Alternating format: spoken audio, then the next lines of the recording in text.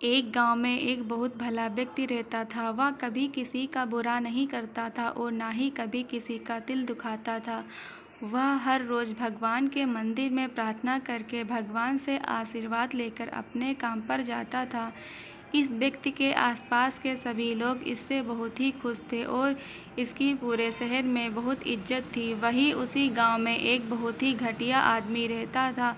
वह भी उसी मंदिर में उसी समय जाता था जिस समय भला व्यक्ति मंदिर जाता था, पर वह मंदिर में आकर लोगों को, जानवरों को दुखी करता था। वह जानवरों पर पत्थर मारा करता था, जुआ खेलता था और शराब पीना तो उसका रोज का काम था। जहाँ पर भला व्यक्ति सुबह जल्दी उठकर मंदिर जाकर और प्रभु का नाम जप कर आगे बढ़ता था, वही नीच व्यक्ति का भी एक जीवन का एक काम था। सुबह जल्दी उठकर मंदिर नंगे पांव जाकर चप्पल उठा ले आता था। नीच व्यक्ति मंदिर में भी चोरी करने से बाज नहीं आता था।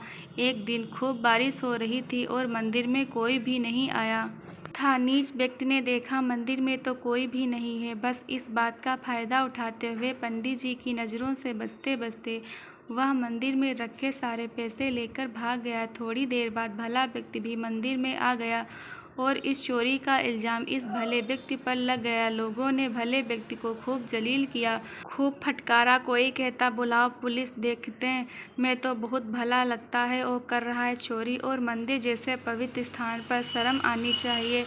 इस नीच इंसान को बुलाओ। पुलिस को बहुत मिन्नतें करने के बाद भला व्यक्ति किसी तरह मंदिर से बाहर आ गया और जैसे ही अगले चौराहे पर पहुंचा, एक बड़ी तेजी से आती हुई कार भले व्यक्ति को ठोककर भाग गई। उसको कुछ चोटें आई, लेकिन टक्कर के दौरान किसी तरह कार में से एक बैग गिर गया।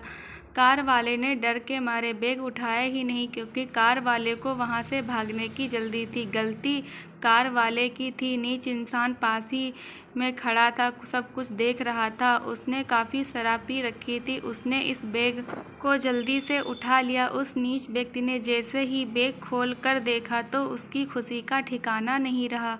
वह बैग पैसों से भरा हुआ था। उसे पाकर वह खुशी के मारे उछल पड़ा और चिल्लाने लगा, आज तो खूब मालामाल हो गया। पहले सुबह मंदिर से माल मिला और फिर पैसों से भरा बैग, मेरी तो लॉटरी लग गई। यह सुनकर भला व्यक्ति सारा खेल समझ गया। भला व्यक्ति उस समय तो चुप ही रह गया। घर पहुंचकर उसने गुस्से में भगवान की सभी तस्वीरों को उतार दिया। आज भले व्यक्ति की जिंदगी का सबसे बुरा दिन था। भले व्यक्ति ने अपनी बीवी और बच्चों को बुलाकर चिल्लाकर कहा, खबरदार, आज से इस घर में किसी ने भी भगवान का नाम लिया। कोई भगवान नहीं है इस दुनिया में, सब पाखंड है।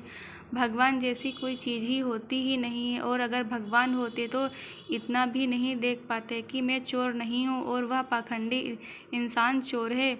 मैंने कभी किसी का बुरा नहीं किया और मेरी ज़िंदगी में इतना जहर और उस नीच इंसान के लिए पैसों से भरा बैग घोर अन्याय है। उस कृष्ण भक्त का दिल पूरी तरह से टूट चुका था। रात का खाना बिना खाए ही अपने सोफे पर लेट गया और काफ़ी देर लेटे रहने पर उसको नींद आ गई। भगवान ने उसको सपने में आकर बताया, आज तेरी ज़िंदगी का आखिरी दिन था। आज तेरी मौत होने वाली थी, क्योंकि पिछले जन्म में ऐसे तूने भी राह चलते लोगों पर जानबूझकर गाड़ी चढ़ा दी थी और उन सबकी मौत हो गई थी, जिसके फलस्वरूप आज तेरी ज़िंदगी का आखिरी दिन था। और उस नीच व्यक्ति के पिछले जन्मों के कारण उसको राज मिलना था, लेकिन उसके इस जन्मों के बुरे कर्मों के कारण उसको कुछ पैसे ही मिले।